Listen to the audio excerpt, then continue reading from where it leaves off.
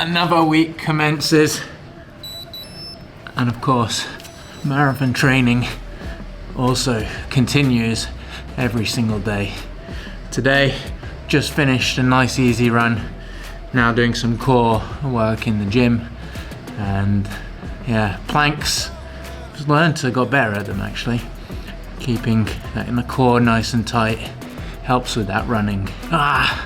But it never gets easy, I tell you now. Last week ended somewhat dramatically. Well, I guess you could say that always for anybody who loves running, with having a little bit of a tight Achilles.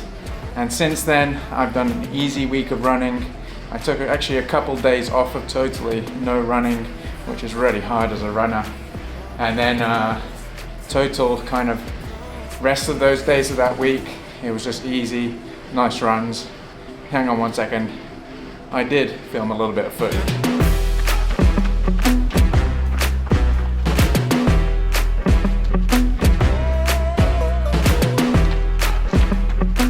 Lots and lots of easy runs, because easy runs, I'm not just doing them because they're easy and they're more comfortable to do per se, but also every run has its purpose. You do the hard workouts hard, and then when you need to recover, like running, easy run is also active recovery. So as I said, every run has its purpose, and today, easy run after that hard treadmill session. And yeah, really soaking in the fact that I can run it easy, because it's, well, not the nicest. Everything's grey and wet and icy and slushy, but hey, everything has its silver lining. Easy run, nice and easy, and enjoy just being outside getting the fresh air. But uphills, even on an easy run, are always like knackering. For some reason that part there is always full of ice. Well, not in the summer, but you know, yeah, you know what I mean.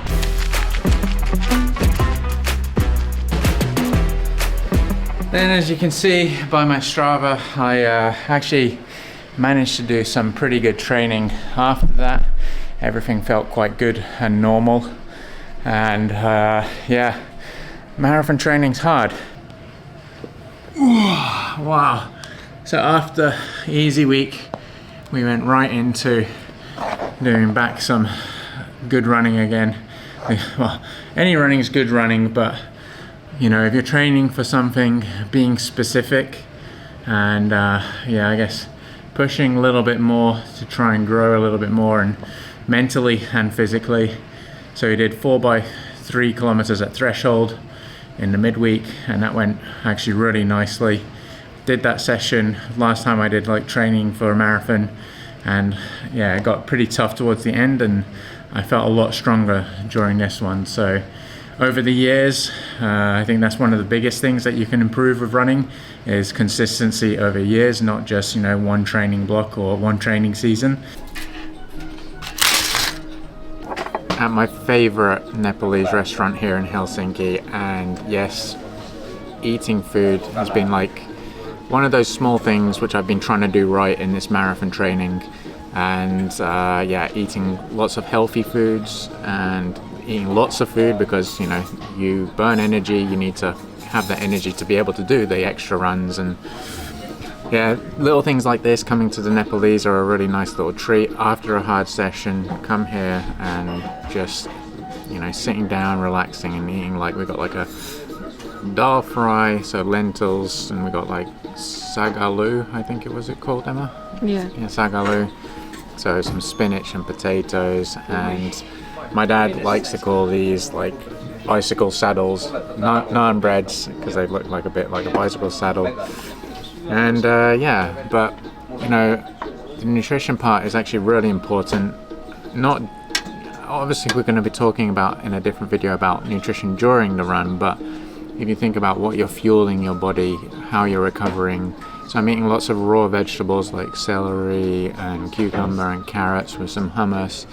Really nice and refreshing after your runs. Keep the body hydrated, it's really important. You know, we've got lots of muscles in our bodies, and most of the makeup of them is there's a lot of fluid in there. So, you know, keeping the whole system hydrated is really important, so drinking lots of water, but also taking in liquids through your foods as well. Eating breads and high starch and processed probably is more so the thing I'm saying. Eating heavily processed foods is never the most optimal, I think, going to make you feel good. I always like to think like there's two things, like what feels good when I eat it. After I've ate it, do I feel good after eating like a big bag of crisps? I'm guilty of that. It's like one of my weaknesses. Not eating the whole bag of crisps, but eating crisps.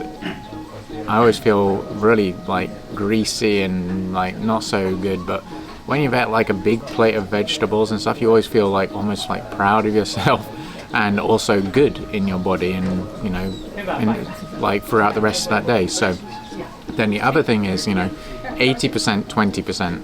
This is quite a lot of things. We're talking about easy running, hard running, but also with food.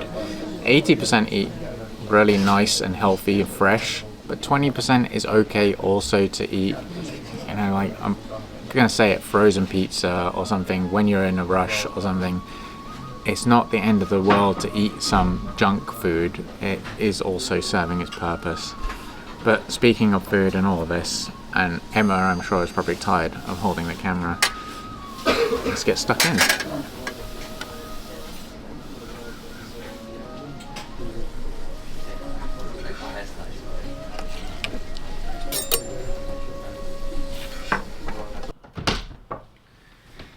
So how am I structuring my training? How are we doing all that? Because getting to the marathon race day, miracles don't happen on race day without good training. I didn't just start marathon training, just when I started doing this. I've been running consistently 100 kilometers since, I guess, end of October in 2023, and everything has been going really nicely. Then I started to increase like a bit of mileage, then also add in more intensity, and then always best to do stuff gradually and slowly. But then as we get closer, maybe like 4 months away, start to tailor it to be specific. And I enjoyed using Jack Daniel's training book, not the whiskey. I don't like whiskey and I don't drink alcohol, but yeah, the Jack Daniel's training formula, I like some of the sessions there.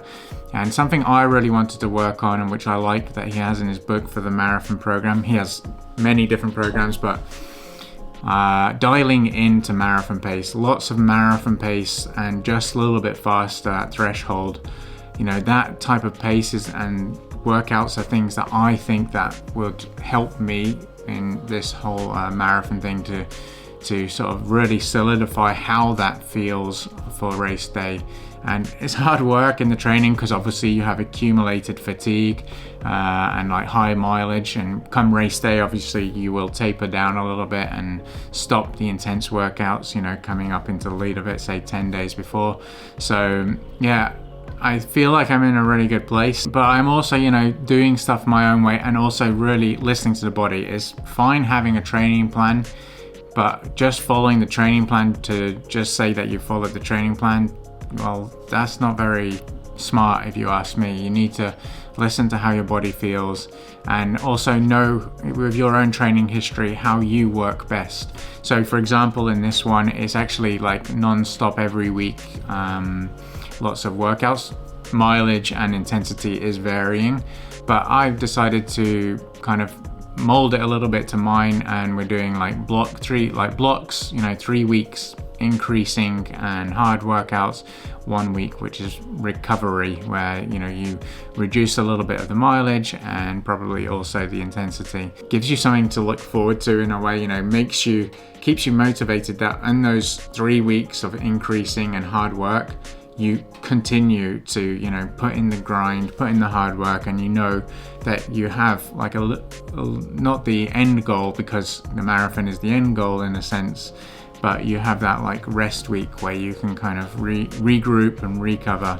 But as we know, marathon training is not just about training blocks. It's about you're dedicating almost your life to it if you want to do the best. And running also in general, if you want to get better at it, it's not just, as I said, one training plan, it's being consistent over many years. Be interesting also to hear like what is your kind of, when you're training for something and you're being maybe a little bit more specific or intentional, let's say, towards a goal that you have, what is something that you like to follow or do in your training blocks or program, or how you like to do things?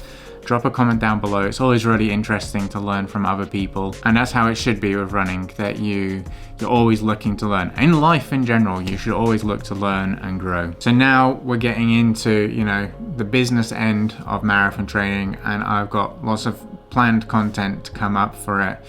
Well, there's lots of good sessions to come, and also we're going to England, so going to be bringing a bit of content from around there, and yeah, some pretty exciting things. All that said and done, my stomach is rumbling, and now gonna head off to find something to eat and drink. But thanks for watching the video. See you later.